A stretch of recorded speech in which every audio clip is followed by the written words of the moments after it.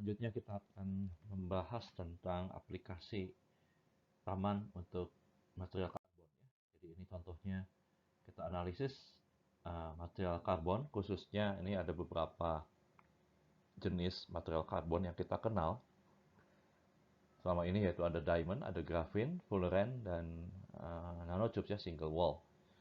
Dan ini Raman spektroskopi ya, salah satu teknik atau instrumen ya, yang kita gunakan dan sangat cocok untuk mengkarakterisasi material karbon ya, karena kita tahu untuk diamond, graphene, fullerene, dan CNT itu memiliki struktur yang sangat berbeda gitu ya. Dan ini kalau untuk mempelajari strukturnya sangat cocok digunakan spektroskopi Raman ya, dibandingkan dengan FTIR.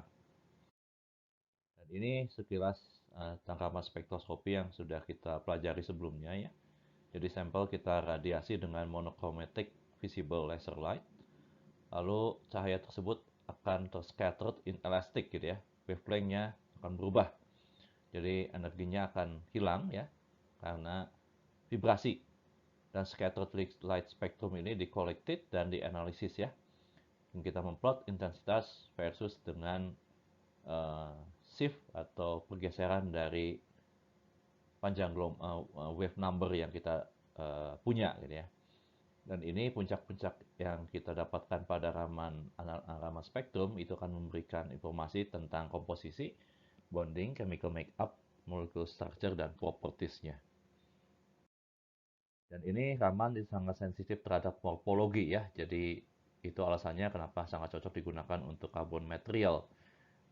Jadi setiap band pada Raman spektrum itu terkorespondensi langsung ya terhadap spesifik frekuensi vibrasi gitu ya dari ikatan yang ada pada molekul tersebut ya. Dan vibrational frekuensi dan posisinya itu sangat sensitif terhadap ikatan dan juga berat dari atom yang terlibat pada masing-masing ikatan pada molekul tersebut. Dan ini contoh Raman spektrum untuk diamond, kristalin silikon, dan kristalin germanium ya. Ini sama-sama golongan 4, namun kita lihat ini posisi Raman shift-nya berbeda ya. Jadi untuk diamond itu spesifik di sekitar 1332, untuk silikon itu ada sekitar di 520, dan germanium itu di sekitar 300. Dan ini materialnya kalau untuk diamond itu terdiri dari ikatan-ikatan karbon ya, single bond yang uniform karena dia merupakan struktur kristal yang tetrahedral. Jadi Raman spektrumnya itu sangat simpel ya, hanya satu single band saja karena semua ikatan pada kristalnya itu memiliki orientasi yang sama. Tapi untuk silikon itu hanya berbeda, sama gitu ya, untuk silikon dan germanium hanya berbeda pada posisinya saja. Jadi di sini semakin berat atom dari silikon dan germanium itu menunjukkan memperlihatkan vibrational frekuensi dan shift-nya itu lebih kecil dibandingkan dengan yang karbon. Dan ini Raman spektrum untuk diamond dan graphite pada silikon substrate gitu ya. Ini untuk yang diamond, ini sederhana, hanya satu puncak saja di sekitar 1300-an tadi ya. Dan ini graphite pada silikon substrate, jadi terdeposisi di atas silikon. Jadi kita dapatkan beberapa puncak seperti ini, dan kita akan dapatkan juga di sini puncak silikon juga ya. Dan ini Raman spektra dari diamond dan nanocrystalline diamond. Tentunya kalau diamond hanya satu puncak saja, karena untuk nanokristal ini terdiri dari banyak puncak, karena terdiri dari berbagai jenis material karbon ya. Di sini terdeteksi juga amorphous karbon. Dan di sini ada disordered dan graphite like carbon ya. Dan di sini contoh Raman spektra untuk fullerene, buckyballs ya. Kita dapat spesifik itu mempunyai puncak pentagonal pins pada 1462 cm min 1 untuk C60 ya. Dan ini C60 ini bisa terpolimerisasi ya. Dan waktu terpolimerisasi ini kita bisa deteksi struktur polimer dari fullerene tadi gitu ya dengan Raman spektroskopi sebagai berikut. Jadi ini contoh eksperimental dari fullerene yang dipolimerisasi ya dengan suatu alat di sini menggunakan deposisi thin film ya. Jadi di sini dengan seiring dengan watt-nya itu dinaikkan, kita akan bisa dapatkan eh, profil Ramannya itu berbeda ya.